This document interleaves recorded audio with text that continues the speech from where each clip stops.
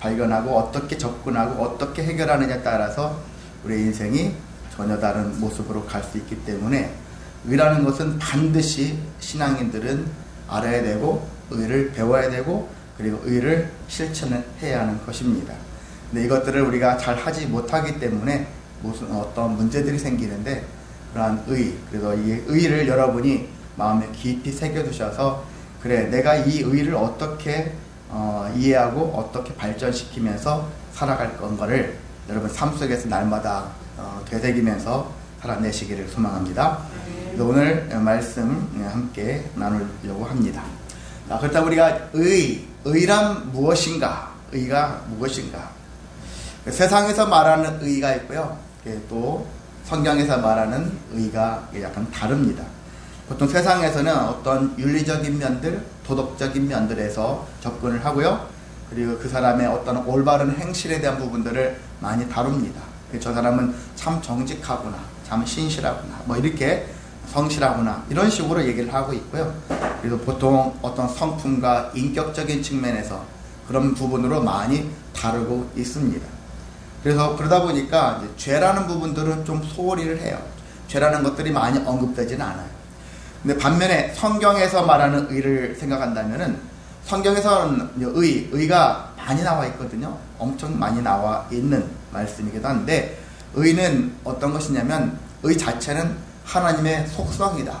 하나님은 무엇으로 이루어졌을까? 하나님은 여러 분야로 이루어졌겠지만은요. 하나님에 있어서 가장 큰 것은 제가 여러분한테 두 가지 했었죠. 하나님의 공의와 사랑이다 라고 했거든요. 양대산맥이에요. 서로가 어떻게 보면 어울리지 않을 것 같은 그러한 속성이라 할 수 있는 건데 가장 구속사적인 구원의 개념에서 놓고 봤었을 때 가장 큰 두 가지 속성이 공의와 의와 그러니까 사랑이다.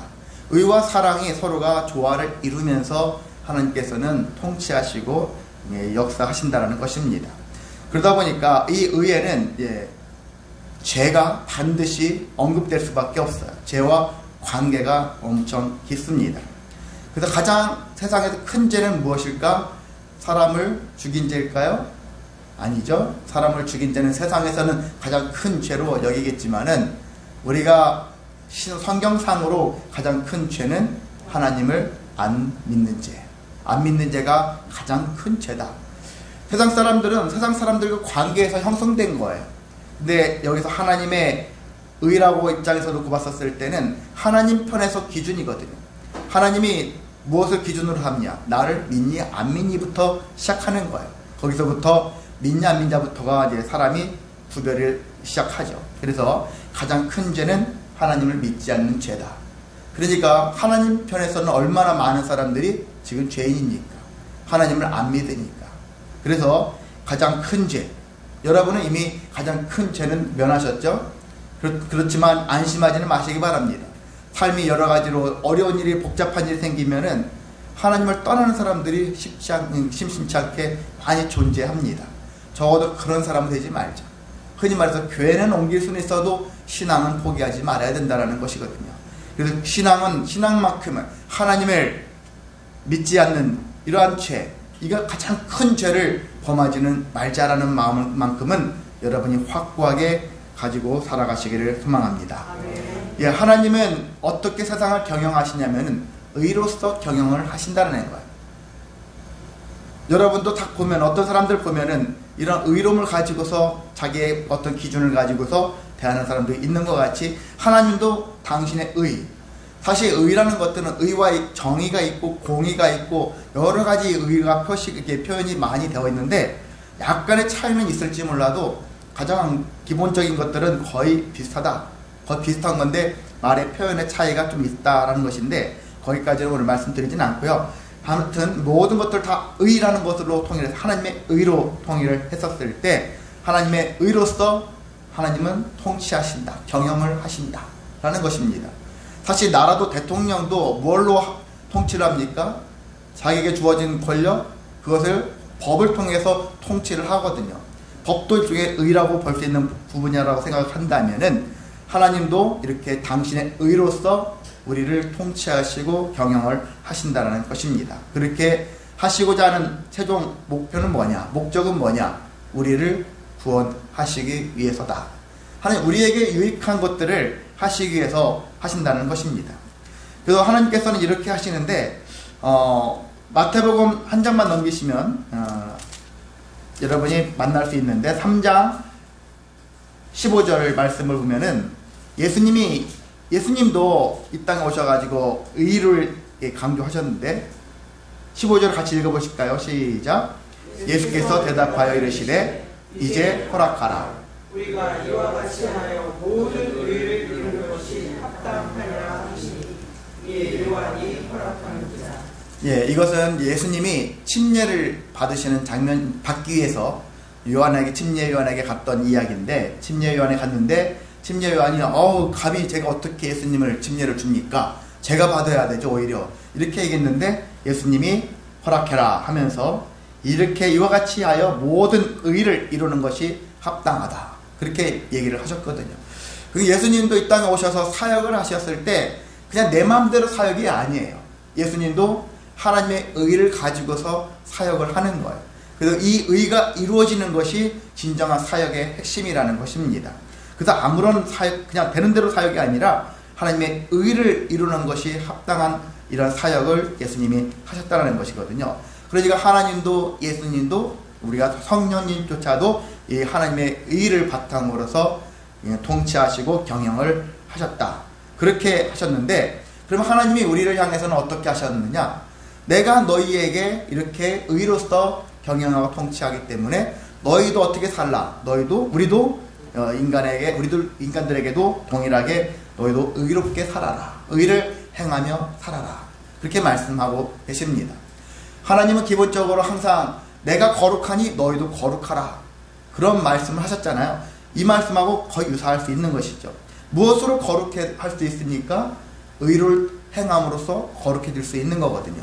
그러니까 다시 말씀드린다면은 하나님이 내가 의로우니 너희도 의로워져라, 의롭게 해라 하는 그런 말씀으로도 이해할 수가 있는 것입니다. 그런 것처럼 우리는 의가 하나님의 의로서만 끝나는 것이 아니라 나에게까지 임하여져서 내가 하나님의 의를 행하며 살아가는 자가 되어야 한다라는 결론에 이를 수가 있는 것입니다. 자, 그렇다면 우리는 성경에서 그러면 어떤 의가 있는데 그 의는 어떤 식으로 의를 해결하면서 살아가야 하는가라고 생각할 때 구약과 신약을 비교하면서 함께 말씀을 나누고자 합니다. 자, 구약에서는요 어떤 의가 있냐면은 구약의 의는 한마디로 받은 대로 돌려줘라 라는 뜻을 갖고 있어요. 그것을 좀 유식하게 얘기하는 동해보복법이라는 말이 있습니다.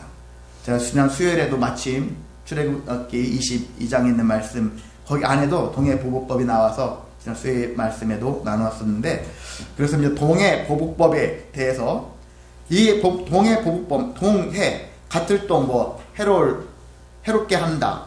근데 보복하는 법이에요. 그래서 구약에 있는 법의 핵심은 동해보복법으로 한마디로 정의를 내릴 수가 있습니다. 여러분 잘 알다시피 무슨 얘기냐? 눈에는 눈, 이에는 이, 이런 거예요. 저 사람이 나를 만약에 뜨거운 물로 나의 살을 되게 만들었어. 그럼 나도 저 사람을 똑같이 되게 만드는 이런 것들이 성경에 나와 있거든요.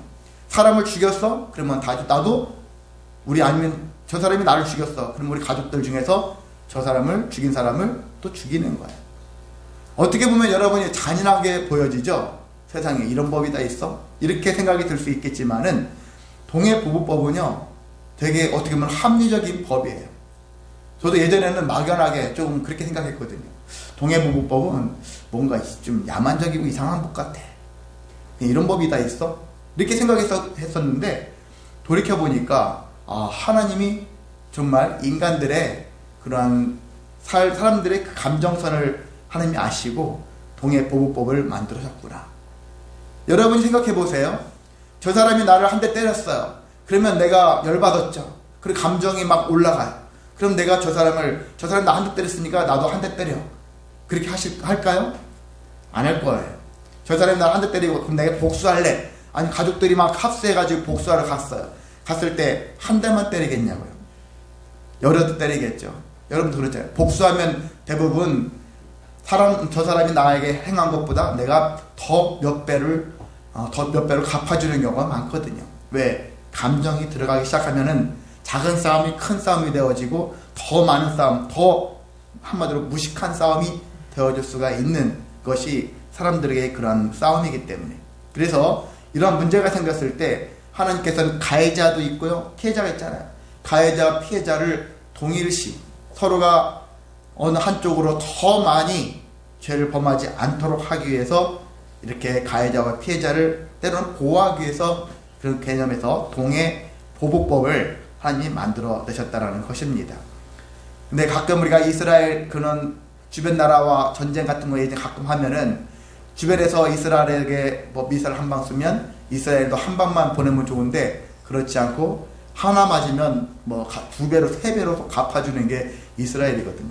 그런 것과 같은 모습들이 우리에게도 있습니다. 저와 여러분에게도 있어요.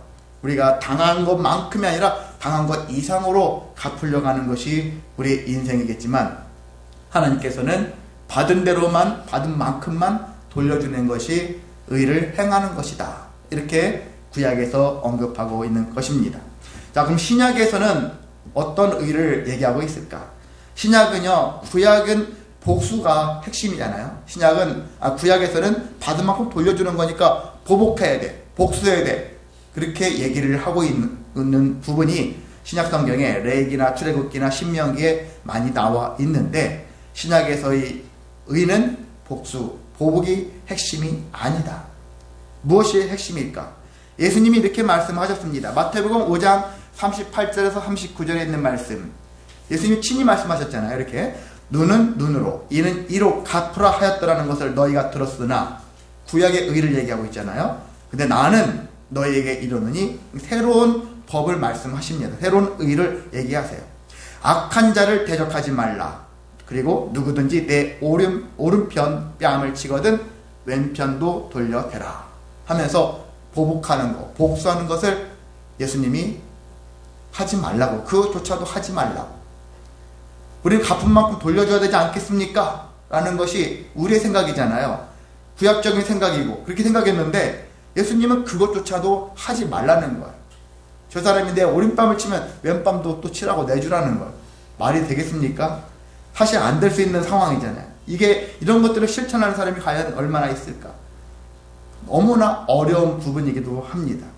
그런데 예수님은 이것을 우리에게 하라, 그렇게 할 수만 있다면 너희가 그렇게 하라 라고 말씀을 하십니다. 자, 왜 이런 말씀을 하셨을까? 예수님의 의는요, 하나님의 의를 바탕으로 하고 있어요. 그리고 의를 기반으로 사역을 하고 하셨는데, 그 의 안에는 무엇까지 포함시켰냐면은 사랑과 용서까지 포함을 시킨 거예요. 너희가 받은 바 사랑이 있지 않느냐, 하나님의 사랑이 있지 않느냐, 사랑은 허다한 죄를 덮는다 라는 말씀도 하시면서 사랑으로 모든 걸 다 덮어나갈 수 있다라는 것들을 예수님은 확신하셔서 사랑으로 그리고 용서를 해라 라고 말씀을 하는 것입니다. 이것이 사실 어려워요. 삶 속에서 나를 힘들게 한 사람을 용서한다는 건 어렵고 그를 사랑한다는 건 더더욱 어려운 부분인데, 그럼에도 불구하고 너희가 이것들을 하라, 그렇게 예수님께서 말씀을 하셨다는 것입니다. 우리는 힘들어도 그걸 지키려고 해야 되겠죠. 우리가 살다 보면 특히 가족 안에서 부부 간의 상처를 서로 많이 주고받습니다.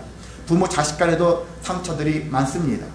대부분 많은 상처는 가정에서 일어나요. 그리고 직장을 다니면서 동료들이나 학교 친구들이나 이런 곳에서 또 여러 가지 부당한 일들로 인해서 많은 상처가 있는데, 한편으로는 우리는 받는 것만 생각하죠.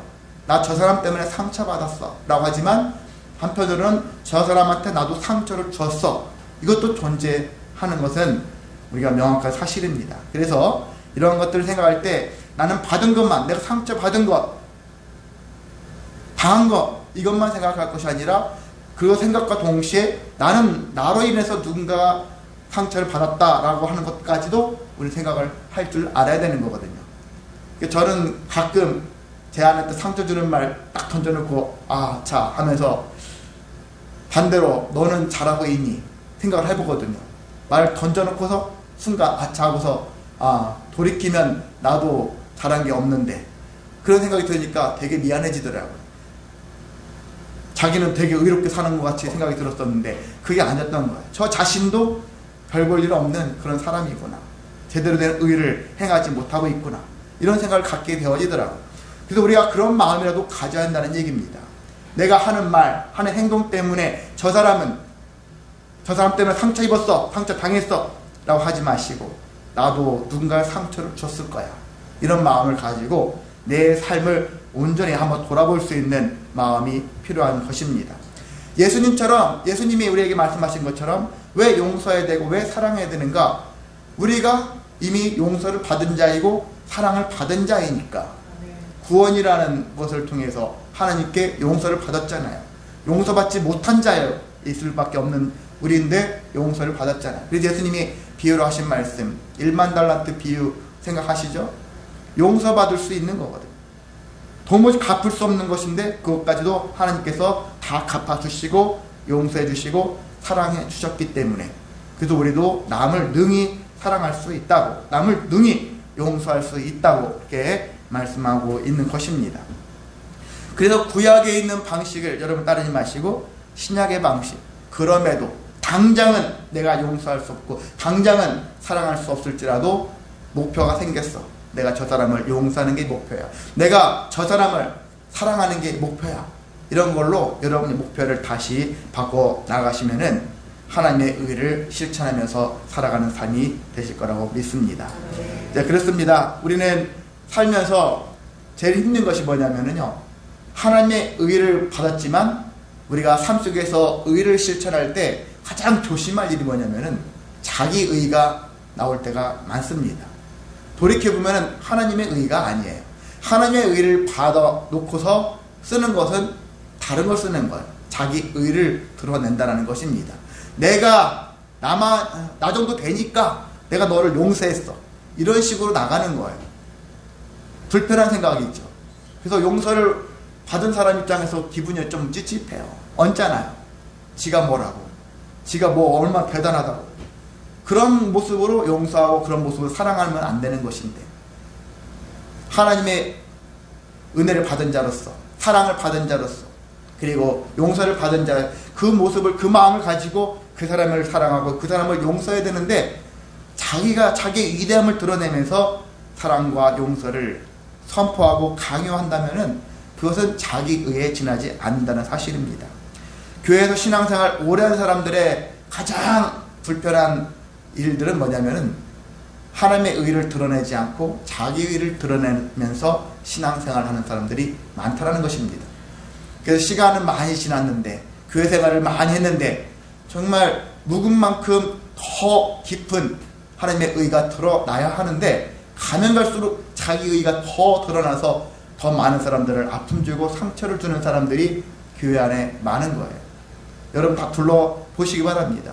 주변 사람들도 보시기 바랍니다. 교회를 다닌다고 하는데, 오래전부터 다녔는데 뭐 권사 아니면 때로 장로 막 그 이상의 때로 목사 포함해서 모든 사람들이 가면 갈수록 더 성장하고 성숙한 모습이 보여지는 게 아니라 자기 의가 더 충만한 사람들이 많다는 사실입니다.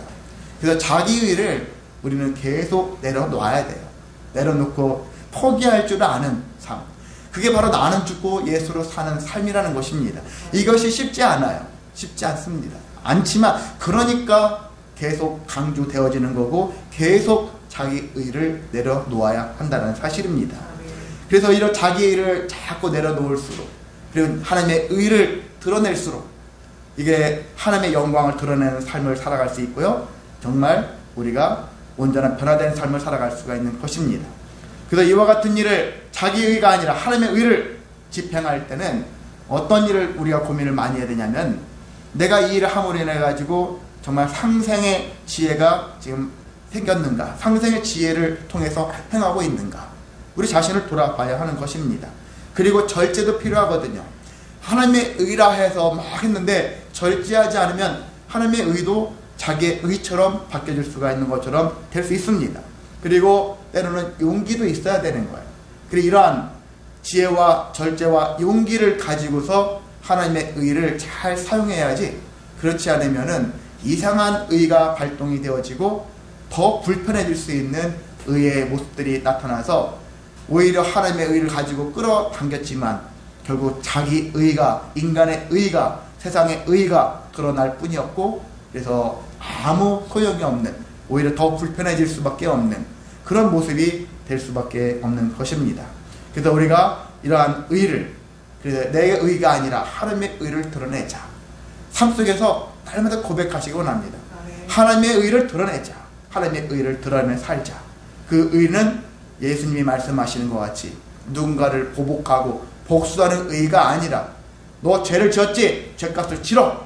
이렇게만 강조하는 의가 아니라 그 사람을 용서해 줄 줄 알고 그 사람을 사랑할 줄 아는 길까지, 그러한 모습으로 우리가 계속 삶을 변화시켜 나아가는 저와 여러분 되시기를 소망합니다. 자, 오늘 본문에 있는 말씀도 의가 나오죠. 오늘 본문에 있는 말씀을 통해서 다시 의가 무엇인가를 다시 접근을 하려고 합니다. 의에 줄이고 목마른 자가 나오죠. 의에 줄이고 목마른 자. 자, 무엇이, 어떤 상태가 이런 상태일까? 줄이다, 목마르다, 한마디로 갈증나서 죽을 것 같아요. 배고파서 죽을 것 같습니다. 저는 탄수화물 증상을 갖고 있는 사람이라서 간혹 가다가 밥대를 놓치면은 막 온몸이 막 부들부들 떨어가지고 힘들 때가 있어요.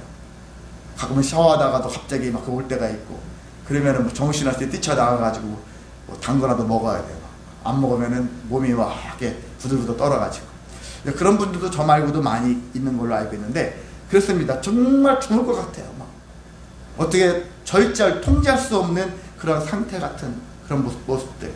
여러분이 너무나도 힘든 일들을 경험하다 보면은 어떤 갈증이, 그리고 정말 배고파 죽을 것 같은 이런 모습들의 상황들이 나타날 수밖에 없습니다. 자, 이런 것과 같은 상태거든요. 우리가 지난번에는 애통하는 것에 대해서 얘기했었을 때, 애통이라는 것은 내 안에 주님이 있어야 되는데 주님이 없었을 때 애통을 해야 되고, 그리고 보니까 주님 대신에 죄가 더 득실득실 거렸을 때도 애통하는 마음을 가지고 하나님 앞에서 애통하는 마음을 가지고 나아가야 한다. 그렇게 했었는데, 근데 여기 오늘 의에 줄이고 목마른 상태에 대한 부분들을 얘기했었을 때는 이 애통보다도 더 진일보하는, 더 적극적인 의미에서 안타까운 현실에 처하고 있는 상황 같은 모습을 가지고 있습니다. 그래서 애통은요, 약간 소극적인 의미가 있어요. 혼자 안에서 막 소가리를 하면서 슬퍼하고 괴로워하는 모습이라면은, 의에 줄이고 목마르다라는 것은 좀 적극적인 거예요. 내가 여기선 더 이상 안에서만 이렇게 슬퍼하고 괴로워하고 낙심하고 하는 상태가 아니라 그걸 뛰어나가서, 이러니까 내가 못 살겠습니다, 주시옵소서, 이렇게 간구하는 것과 같은 심령으로 표현할 수가 있는 것입니다. 그래서 여기 오늘 본문에 있는 말씀, 의에 줄이고 목마른 자는 한마디로 추구하는 자예요. 나에게 어떤 욕구가 있잖아요. 지금 배고파요, 아파요, 고통스럽습니다. 이것들이 해결되기를 원하는, 그래서 욕구가 해결되어지기를 소망하는 적극적인 의견 표현이라고 볼 수가 있는 것입니다. 자, 그런데 세상에는 죄에 대하여 둔한 사람이 있죠. 죄에 대해서 둔한 사람이 있습니다. 어떤 사람이 둔하냐면요, 외식하는 자, 그리고 위선자가 있고요, 비교하는 자, 자랑하는 자, 교만하는 자. 이런 자들은 이런 죄에 대해서 되게 둔감합니다. 둔감해서 자기가 하고 있는 것이 죄인지 아닌지를 여부를 알지 못해요. 그래서 바리새인, 서기관들이냐 이런 사람들을 예수님이 많이 책망하신 이유가, 공부는 많이 했어요. 일반 서민들에 비해서 월등하게 뛰어난 지식인들이에요. 근데 지식인인데 그들은 온전한 의가 뭔지를 잘 알지 못했어요. 그래서 죄에 대해서 둔감하고 자기 자신을 드러내고 자랑하고 이선 떨고, 그리고 외식하는 자의 삶을 살기 때문에, 교만한 삶을 살기 때문에 예수님께 책망을 많이 받았던 것을 볼 수 있습니다. 때로는 우리도 이와 같은 모습을 가지고 있을 때가 있습니다. 내가 뭔가 죄를 짓고도 죄에 대해서 둔감한 모습으로 살 때가 있습니다. 그래서 우리가 죄에 대해서 민감해야 되는데, 그래서 성도는 죄에 대해서 민감한 사람을 살아야 되는데, 어떤 사람일수록 민감할 수 있느냐? 하나님의 은혜를 아는 사람일수록 민감하다는 것입니다. 내가 하나님의 은혜로 구원받았구나 하면서 내가 하나님의 은혜로 구원받기까지 그 과정 안에는 죄가 해결된 거잖아요. 죄가 참 중요하구나. 죄가 껴있으면 하나님과 내 사이의 관계가 형성이 될 수 없거든요. 부부 사이에 죄가 껴있으면 부부 관계가 원활하지 않습니다. 부모 자식 간에도 마찬가지예요. 성도와 또 성도 간의 관계도 죄가 껴있으면 온전한 교회를 이룰 수가 없는 것입니다. 그만큼 죄라는 것은 엄청난 우리에게 악영향을 끼치고 관계를 깨뜨리는 존재들인데, 근데 하나님의 은혜를 알게 되었고 은혜를 누리며 살게 되었다면 그 사람은 죄가 가장 큰 문제다라는 것들을 알고서 그 다음부터는 자기 안에 자기 삶 속에 죄를 제거하는 일에 열중을 하는 것을 볼 수가 있는 것입니다. 자, 인간은 본질상 타락하고 그리고 부패한 존재라는 거예요. 그래서 이런 그래 내가 잠시 동안 정신을 내려놓으면은 나는 부패하고 타락한 모습으로 되돌아간다. 마치 복귀하는 것처럼 되어지는 거예요. 복원되어지는 것처럼. 과거로 좋은 것으로 돌아가야 되는데 다시 옛날로 돌아가요. 가끔 여러분이 초등학교나 어릴 적 친구들을 만나면, 오랜만에 만나면 어떤 모습으로 돌아갈까요? 어릴 적 그때의 마인드로 돌아가고 그때의 습성으로 돌아가요. 희가 납니다. 저도 어릴 때 친구를 만나면 말을 은근히 더 많이 더듬게 되고 셔틀 것을 더 많이 하게 되어죠. 이상해지더라고요. 그렇게 되어 이상하게 과거로 옛날로 돌아가면 그렇게 되어지고 안 좋았던 부분들이 더 많이 드러나더라고요. 그 희한한 일들을 제가 체험하면서 그렇구나. 우리가 정신줄을 놓으면은 다시 옛날로 돌아가는데 좋았던 모습이 아니라 좋지 않았던 모습으로 돌아간다. 그 좋지 않았던 것이 바로 죄로 말미암아서 타락한 그런 부분이라는 것입니다. 부패한 부분으로 돌아간다는 것입니다. 그래서 하나님이 예수님을 보내셨고, 그래서 그 예수님을 믿는 자들에게 구원이라는 걸 허락하셨는데, 그 허락한 과정을 뭐라 하냐면은 이제 칭의라 그렇게 얘기하는 거예요. 예수님을 믿는 자, 그리고 예수님을 나의 하나님, 나의 주인으로 믿는 자들에게 하나님께서는 이제 너는 죄인이 아니라 의인이 되었다 라고 말씀하십니다. 그런데 우리가 지금 살면서 죄인이 아니라 의인이라고 부르시지만, 여러분, 저와 여러분 지금 여전히 죄를 짓고 있지 않습니까? 마음으로 짓든 행동으로 짓든 뭔가 우리가 죄를 여전히 짓고 있어요. 그럼에도 하나님께서 우리를 보셨을 때는 그래도 의인이라 부르신다는 것입니다. 그래서 우리가 하나님을 믿는 행위를 공로라 여기고, 내가 하나님 믿었잖아요, 그러니까 상 주셔야죠, 이렇게 이게 상급입니다 하면 안 되는 것이죠. 상급이 될 수 없는 이유가 하나님께서 우리가 믿음의 반응을 보인 것이니까, 죄인에서 의인으로 만들어주신 것에 대해서 믿음으로 반응을 보인 것에 대한 결과일 뿐이니까, 이것은 상급이 아니고 공로가 아니니까 내가 이 의로움을 자랑할 수가 없다라는 것입니다. 이렇게 우리는 이런 마음을 가지고 살다 보니까 죄에 대해서 많이 언급할 수가 없고 죄를 늘 조심해야 되고 죄를 멀리해야 한다는 사실들을 가슴에 새기고 살고 있는 것입니다. 세상 사람들은 자기가 죄가 있는지 없는지 그 여부를 가지고서 고민하지 않습니다. 우리가 생각하는 그 이상으로 죄에 대해서 민감하지 않아요. 둔감합니다. 자기는 잘 살고 있다고 믿거든요. 근데 우리는 주일마다 성경을 볼 때마다 말씀을 들을 때마다 계속 죄라는 것들이 빠지지 않아요. 늘 죄.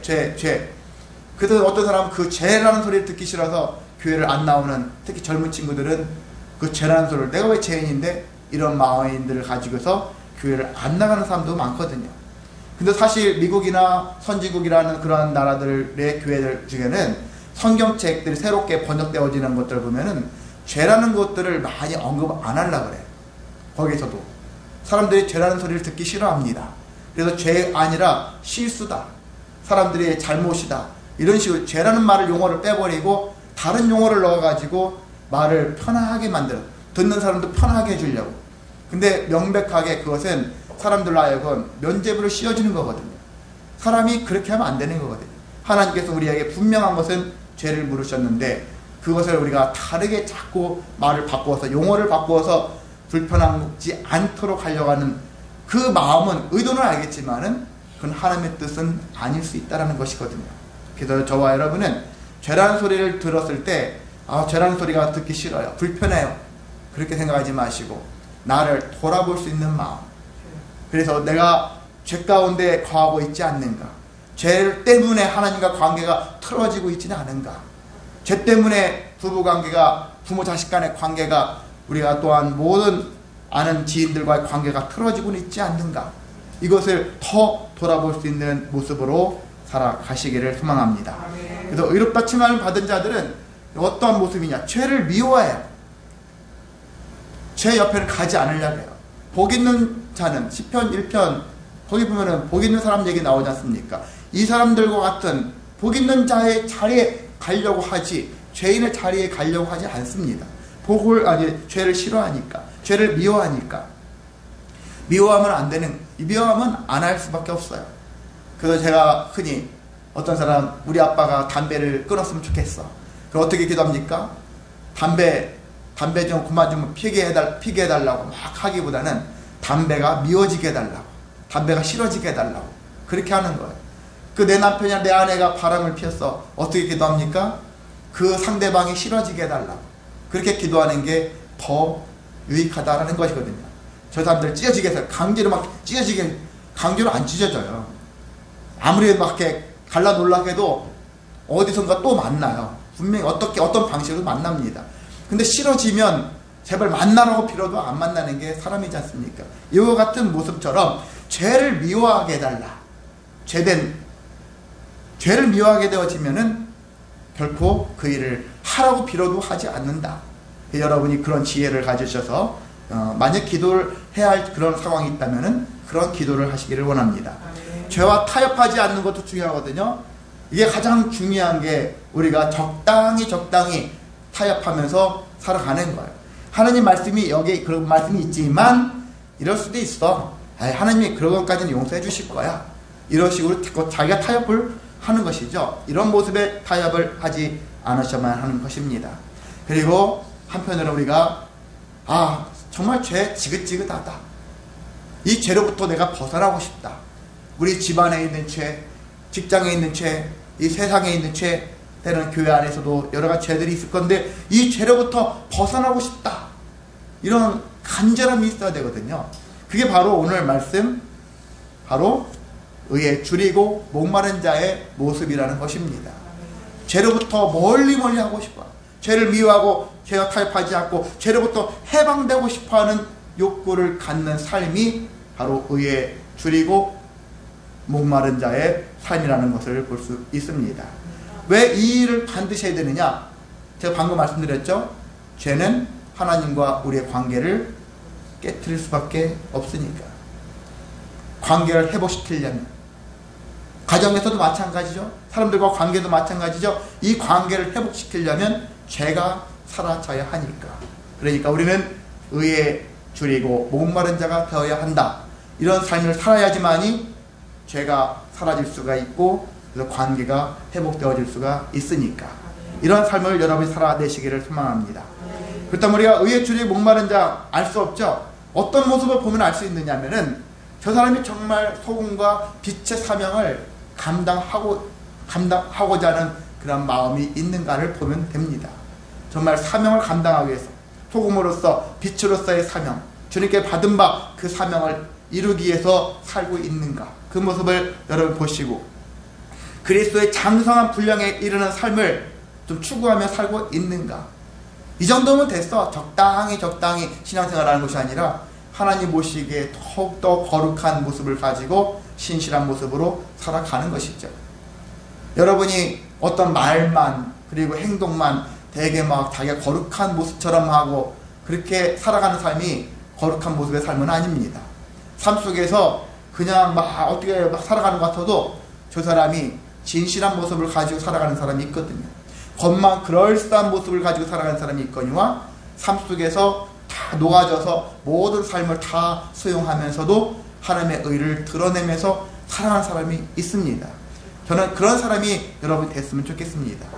저 사람은 진짜 딱 교회 집 밖에 몰라 하는 그런 사람이 아니라 세상에 나가서도 세상 사람들에게 휘둘리지 않고 여러분의 신앙을 지키면서 그들과 또 다투고 싸우는 것이 아니라 그들을 용서하고 사랑하면서 살아갈 수 있는 그런 장성한 그러한 사람의 모습이 되어지기를 저는 소망하고 있습니다. 그래서 나는 정말 그 누구보다 그리스도인의 삶을 살고 싶어. 가면 갈수록 주님을 닮고 싶어 하는 그런 열망을 가지고 살아가는 삶을 살아가고 있는가. 그런 사람을 여러분 발견하시면 감사하시기를 원하고 또한 여러분 자신이 그렇게 되어지시기를 소망합니다. 저는 여러분이 그렇게 되어지시기를 정말 축원하고 있습니다. 자, 이와 같은 삶, 모든 삶을 다 통틀어서 얘기한다면은 그걸 뭐라고 하냐면은 성화라는 거예요. 성화. 거룩하게 되어진다. 진행형이거든요. 성화는 완성이 아니거든요. 성화의 마지막 끝은 지나가면 영화. 하나님 나라에서 영화를 누린다. 부귀 영화를 누린다 하는 것처럼 영광스러운 일들이 넘치게 되어질 건데 우리는 이 땅에 하나님 나라 가기 전까지는 성화의 삶이에요. 계속해서 자라는 거예요. 믿음이 자라고 신앙이 자라고 모든 것들이 다 주님 모시기에 하나님의 의가 자라고 하나님의 사랑이 자라고 하나님의 것이 하나님의 받은 바 하나님의 것으로 열매를 맺기까지 계속 자라는 것이거든요.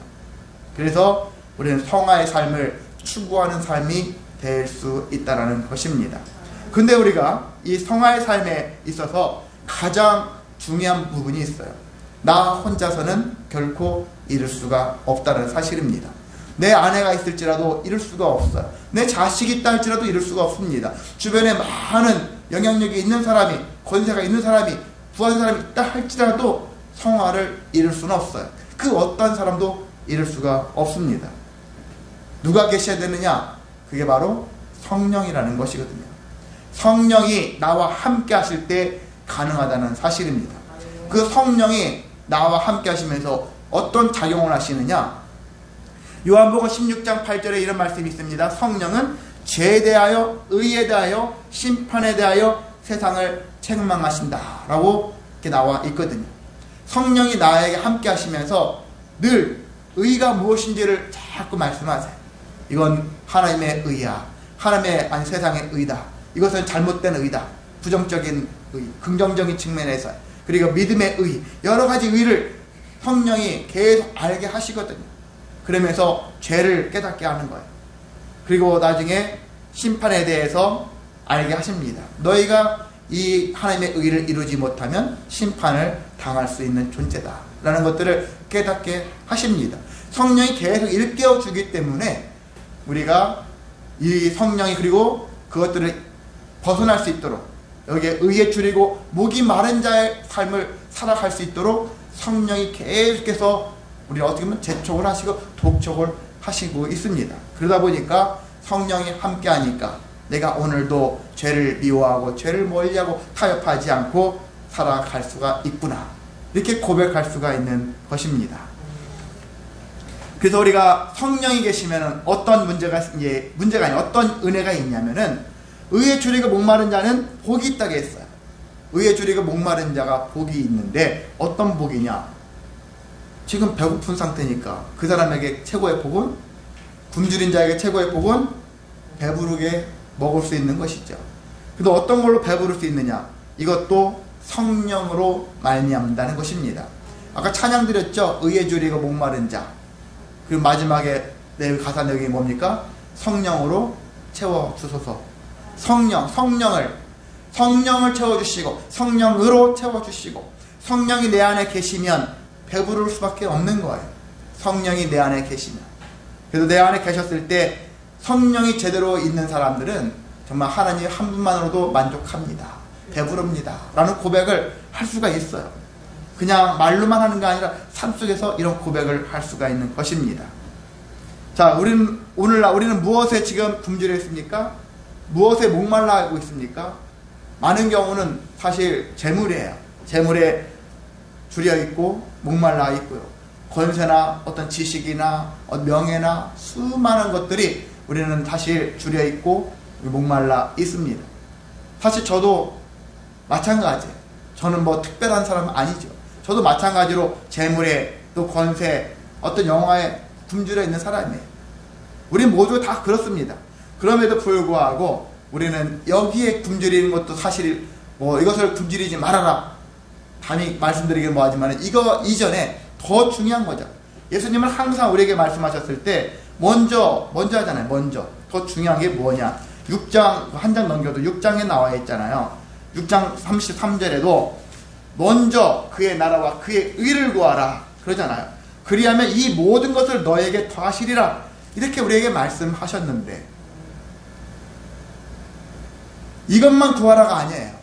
다른 것도 구할 수 있지만 먼저 구해야 될 것이, 가장 우선순위에서 해야 될 것이 무엇인지를 알아야 한다는 거예요. 그래서 저는 신앙생활은 딱딱 잘라가지고 구별해서 하는 것도 필요하거니와, 그렇지만 또 먼저 해야 될 것이 무엇이냐, 이것들을 우선순위를 여러분이 잘 판단해서 이 우선순위에 맞게 이 신앙생활을 하는 것도 중요하거든요. 이것들을 잘못하면 신앙생활이 엉망해요. 뒤죽박죽 될 수밖에 없고, 이건 뭐지?